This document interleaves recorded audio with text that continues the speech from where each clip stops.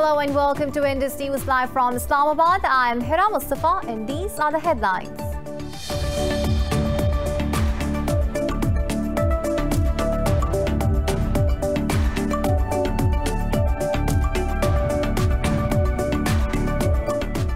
Millions of Americans head to the polls in person, adding their ballots to more than 99 people already cast by early voters. Donald Trump is seeking to avoid becoming the first incumbent president to lose a re-election fight since George W. Bush in 1992. National polls show Democratic candidate Joe Biden with a broad lead, but the race is close in key battleground states needed to win the presidency.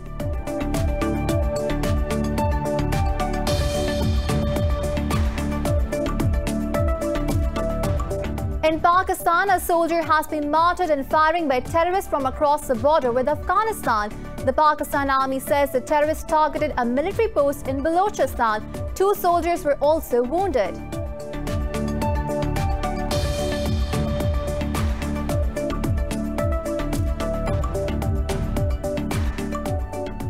Pakistan's Foreign Minister Shah Mahmood Qureshi says sentiments of Muslims are being hurt by Islamophobic incidents in France. Addressing a Pakistan-EU strategic dialogue through video link, Qureshi said freedom of speech doesn't mean defaming religious personalities. He said individual acts of violence in Europe should not be linked to any community.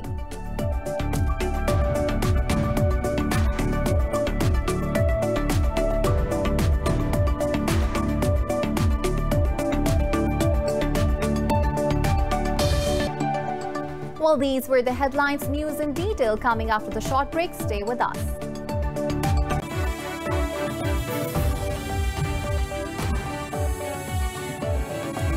Welcome back, and now the news in detail. Millions of Americans head to the polls in person, adding their votes to over 99 million ballots already cast by early voters.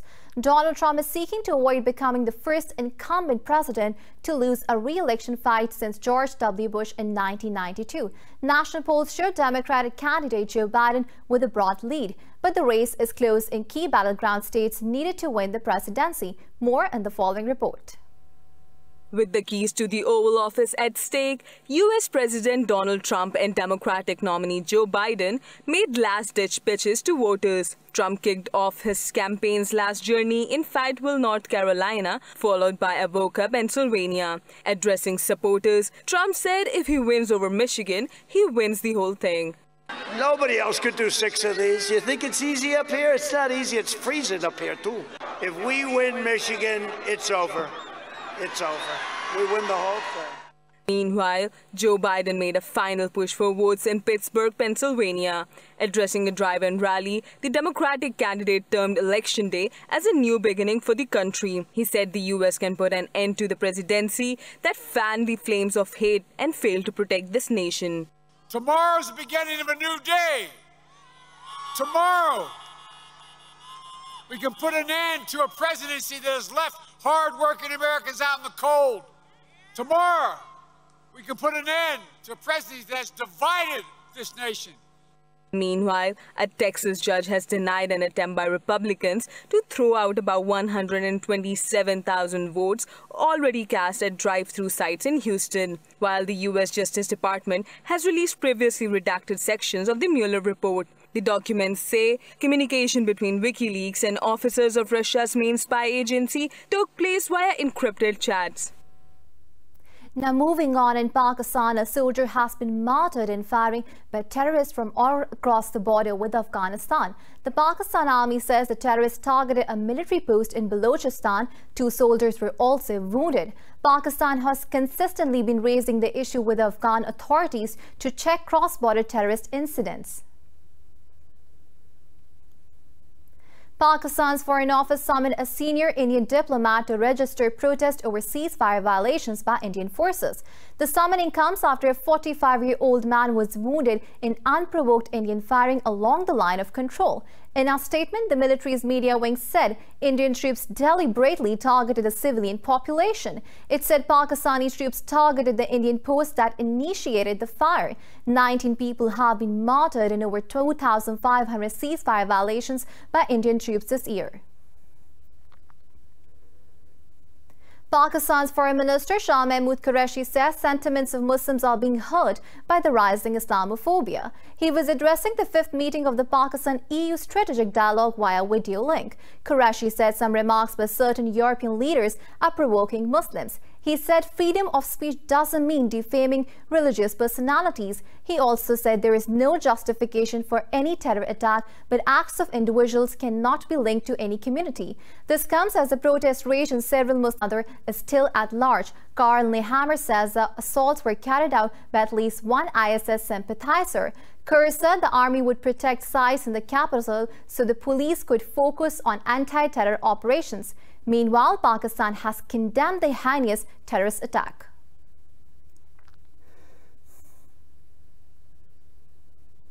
Azerbaijan says its troops have forced Armenian army to retreat from frontline areas in the Khojavan, Zangilan and Kobaldi regions. The Azeri Defense Ministry says its forces acted in retaliation to a fresh round of attacks by Armenia on the 3 regions. It said many Armenian soldiers were killed while a large number of weapons were destroyed. This comes after Russian President Vladimir Putin discussed the conflict on phone call with the leaders of both the countries. Meanwhile, UN Human Rights Commission Chief Michelle Bachelet has urged Azerbaijan and Armenia to halt attacks on civilians. Over 1,100 people have been killed since clashes over the Nagorno-Karabakh region erupted on September 27th. Turkish armed forces have dismantled their large base in Syria's central province of Hama. Syrian state media said the forces took out all their equipment from the observation point in Murak town. A watchdog says Turkish forces are currently evacuating another base in Hama Shah Shabu mountain. Turkey has several bases in Hama and Idlib provinces as part of pacts with Russia to observe a ceasefire between the Syrian forces and the rebels. The recent withdrawals are also part of an agreement between Russia and Turkey. The UN says military leaders from Libya's warring sides have arrived in the town of Ghadames for face-to-face talks. The 5th round of talks has come less than 2 weeks after the sides linked a permanent ceasefire in Geneva on 23rd of October. The UN mission in Libya says the meetings will discuss implementing and monitoring the ceasefire. It said the 2 sides will also chalk out a strategy for verifying possible violations. The October deal included the return of armed groups and the expulsion of foreign mercenaries within 3 months. The latest negotiations have come ahead of leaving political talks scheduled for 9th of this month aimed at discussing possible elections. Israel says more Arab states are set to sign the normalization deals with Tel Aviv. In an interview, Israeli Intelligence Minister Eli Cohen said Saudi Arabia, Oman, Qatar, Morocco and Niger on Israel's agenda. Cohen said these states will establish relations with Israel under a regional reapproachment launched by U.S. President. We will get the peace deal stuck. Israel has recently established diplomatic ties with UAE, Bahrain and Sudan under Trump's Deal of the Century initiative. And now moving on, France says its forces have killed more than 50 militants aligned to Al-Qaeda in airstrikes in central Mali. French Defense Minister Florence Parly says the offensive took place on Friday near the borders of Burkina Faso and Niger. At a news conference, Parly said the operation has dealt a significant blow to terrorist organization Al-Qaeda. She said the offensive was launched after a drone detected a large motorcycle caravan in the border region of Burkina Faso and Niger. French military spokesman Colin Frederic Barbary said 4 terrorists along with ammunition, suicide vest have been captured. France has deployed more than 5,000 troops in the Sahel region to combat insurgents.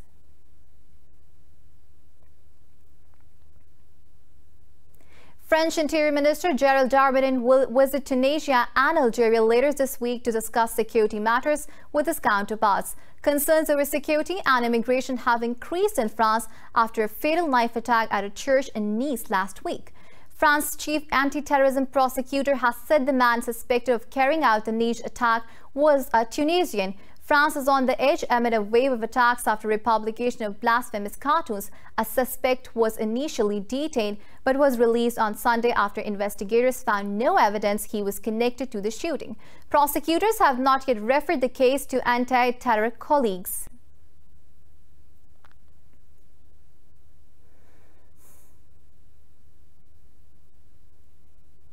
In Ethiopia, gunmen have killed 32 people and torched more than 20 houses in the raid in the Oromia region. A regional official says the killings were carried out by an armed group called OLF Shane in Oromia's western Wollega zone.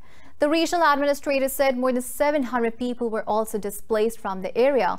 Earlier, the OLF Shane group split from the Oromo Liberation Front. The latter spent years in exile but was allowed to return to Ethiopia after Prime Minister Abiy Ahmed took office in 2018.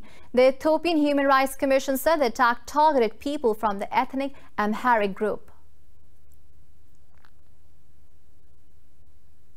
Ivory Coast President Alassane Ouattara has won a third term in office with 94.27% of the vote. The October 31st election was marred by violence and boycotted by opposition voters. The Election Commission said the final voter turnout was 53.90%, but the opposition claimed that only 10% of the Ivorians took part. It has rejected the outcome, saying Ouattara used illegal ways to hold on to power for the third time. The opposition candidates also announced the creation of a transitional council. The results must still be validated by the country's constitutional council. Clashes surrounding the vote have claimed at least 35 lives in the West African country. The European Union has prepared a second list of sanctions against 15 Belarus officials, including President Alexander Lukashenko. EU ambassador said the curbs on Lukashenko have been proposed over his refusal to consider new elections. They said fresh elections held in transparent manner are the only way out of the Belarusian crisis.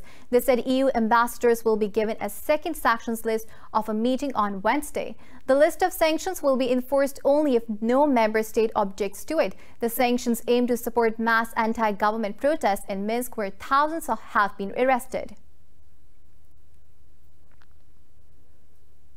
The International Criminal Court has gained support from 73 nations after the U.S. troops in Afghanistan. Director of the International Justice Program at Human Rights Watch, Richard Diker, said the joint statement marks a stark rebuttal of Washington's unprecedented use of sanctions, seeking to undermine the work of the ICC. The joint declaration said sanctions are a tool to be used against those responsible for serious crimes. The United Kingdom, France, Australia, and Canada are among the nations that challenge the U.S. sanctions. And now it's time to take a short break. Stay with us.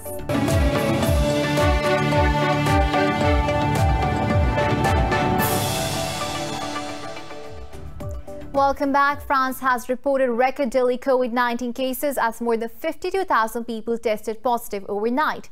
Globally, the virus has claimed 1.2 million lives and infected more than 46.8 million people. More in the following report. COVID-19 cases are spiraling out of control across the world, prompting anger and frustration over the re-imposition of restrictions. Cases in some countries in Europe and North America continue to spike. But the World Health Organization says it is not too late for the world to come together to fight the virus. I think one of the challenges that we're seeing across North America and across Europe is that the increases in cases, the increases in hospitalization, the increases in ICU are happening at the same time. In the spring, there was some staggering of this increase, but it's happening in many countries at the same time, where many systems are becoming overwhelmed at the same time. Meanwhile, healthcare systems across Europe are on the verge of overcapacity. Experts believe Germany's hospitals can reach a breaking point in December, while this level in France and Switzerland might crack by mid-November. With the world's highest number of COVID-19 cases per capita, Belgium can hit its limit by the end of this week. The Belgian Ministry of Defense has agreed to organize within our institution a COVID-19 unit which will have a capacity of 26 beds and which will take care of the patients who have been transferred to us by all the hospitals in Liege province.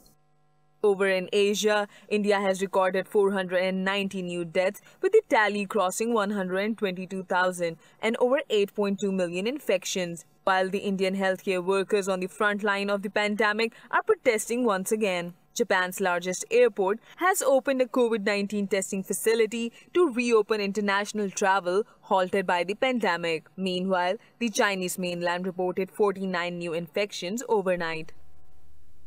In Pakistan, 14 people have died while over 1,100 people tested positive for COVID-19 in the past 24 hours. The country's death toll has risen to 6,849 with over 336,000 cases. The Health Ministry said there are nearly 14,000 active COVID-19 cases in the country. It said out of over 335,000 countrywide cases, more than 315,000 have recovered so far. The ministry said over 146,000 cases have been detected in the Sindh province. Meanwhile, Punjab has reported over 104,000 cases. In the capital city, Islamabad, more than 20,000 people have been tested positive for the disease so far.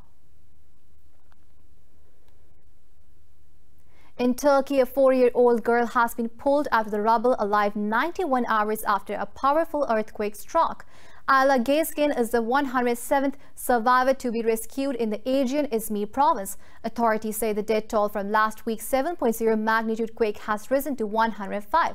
The Disaster and Emergency Management Authority says 144 victims are still under treatment, while 883 have been discharged from the hospitals. More than 1,400 aftershocks, 44 of them with a magnitude higher than 4 have been recorded. Earlier, Greek authorities said 2 teenagers also died on the Greek island of Samos.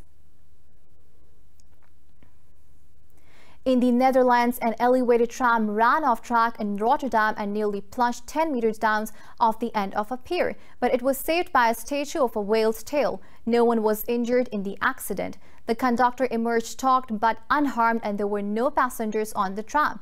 Coincidentally, the statue is called Saved by a Whale's Tail. Several social media users called to leave the tram as a permanent addition to the artwork. Rotterdam Metro and local officials said it would not be safe to use the tram platform in its current state.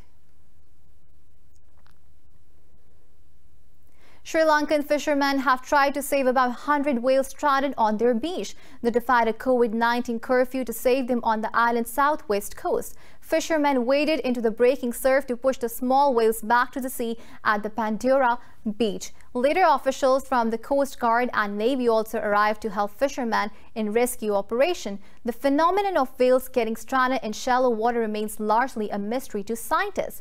In September, several hundred whales died in shallows of the coast of Australia. It was the biggest stranding on record and one of the largest in the world.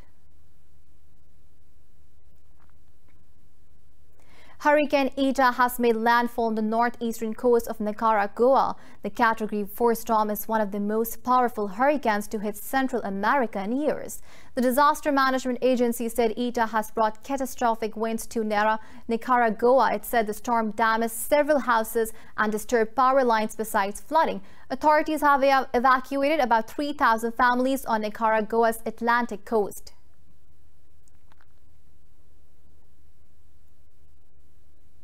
Pakistan has successfully started a green recovery process to tackle challenges to the economy amid the coronavirus pandemic. Thousands of people will be employed in different environmental projects as per the initiative. What are some of the contours of this program? This report by our correspondent Minail Ahmed has the details. Worldwide, thousands have lost their livelihood due to the pandemic, and it's no different in Pakistan. But the government is striving to mitigate these impacts, giving birth to the Green Stimulus Initiative to overcome unemployment. Advisor to the Prime Minister on Climate Change, Amin Aslam, says over 80,000 people from across the country will now have jobs. Prime Minister announced what is called the Green Stimulus Package. The Green Stimulus means that in this time of trial for everybody during the COVID era, we have created projects and we have created opportunities out of this situation so that people can do, in 3 areas. One is planting of trees and protection of forests. We are hiring people. We have already hired about 84,000 people across the provinces. They've been done by the provincial forest departments, and we want to increase it to almost 6 lakh people. Moreover, the government is regulating brick kilns across Pakistan. Minister for Climate Change Taj Gul said, through streamlining these, new job opportunities will be created. Turning your brick kilns, especially there are more than 18 to 20,000 brick kilns in Pakistan. They are not registered, and they do not have money to turn its technology into green technology or zigzag technology. But even then, it's my government's first step to regulate actually this 18 to 20,000 brick kilns and turn them into zigzag technology. These efforts are a testament to Pakistan's resolve to not only counter environmental challenges but also unemployment setbacks. Manahil Ahmed, Indus News, Islamabad. Chinese organ recipients have fulfilled the musical dream of their young Australian donor by forming a band. More about the donor and the span in this report.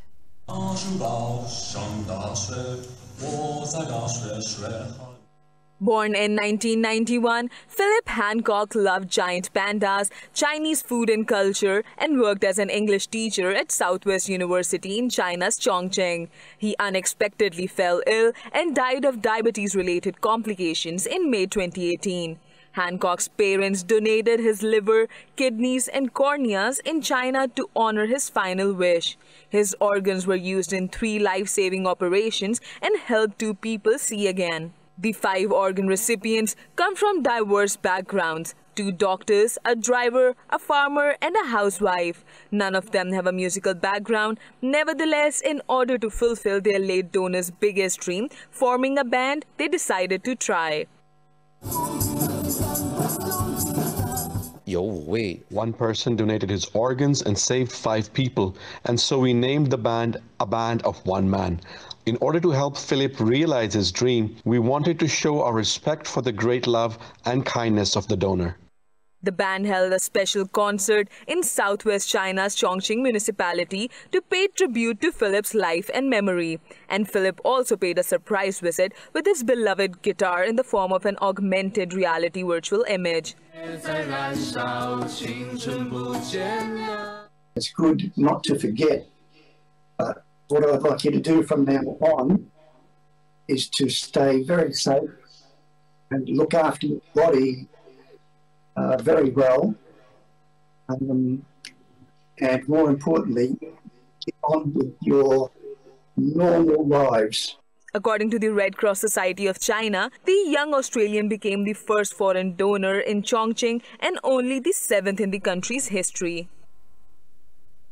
More news stories coming after the break. Stay with us. And now moving on to the business stories, the United Kingdom has missed a deadline to explain why it is planning to break international law over Northern Ireland. This prompts a further legal action from the European Union amid intensive parallel talks between the 2 sides. More in this report. The Northern Irish border continues to dog trade talks between the EU and the UK. Last month, the European Commission sent a letter of formal notice to Prime Minister Boris Johnson over his planned internal market bill, which breaches the Brexit agreement signed earlier this year. The 1-month deadline to respond to the letter has now ended without any answer from the UK. This means the court action against Britain will move to the next phase. The bill will overrule the withdrawal agreement as it seeks to ban border checks on goods moving from Northern Ireland to Great Britain. Johnson had signed up to the Union's customs code to get a deal, but now says Britain should be exempt from parts of it. Brussels says the dispute has to be resolved if Britain wants a free trade agreement. Saudi Arabia state oil company Aramco's profits have declined by 44.6% in the 3rd quarter. Analysts say the profits have been dented by lower crude oil prices and volume sold as the coronavirus crisis choked demand. In a statement, the company said net income for the 3rd quarter of 2020 was $11.79 billion. But Aramco's chief executive, Amin Nasser, says the 3rd quarter saw early signs of recovery due to improved economic activity. He said the company continued to adopt a disciplined and a flexible approach to capital allocation in the face of market volatility. Saudi Kingdom, being the world's biggest crude oil exporter, has been hit hard by low prices and sharp cuts in the production. Wall Street stocks have risen at the open as investors hoped a clear winner would emerge from the U.S. presidential election. Stocks also got a boost after manufacturing activity in October jumped to its highest level in over 2 years. The S&P 500 traded nearly 2% higher. Nasdaq Composite also climbed over 1%. Meanwhile, oil prices extended their rally on U.S. election day with a 3% gain as financial markets staged a broad recovery.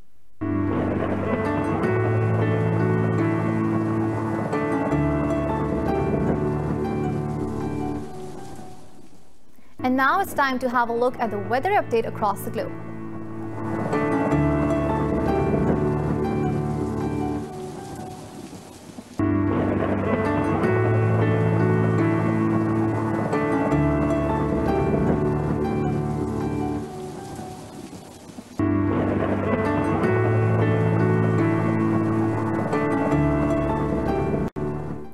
For the latest updates, you can follow us on social media at indus.news.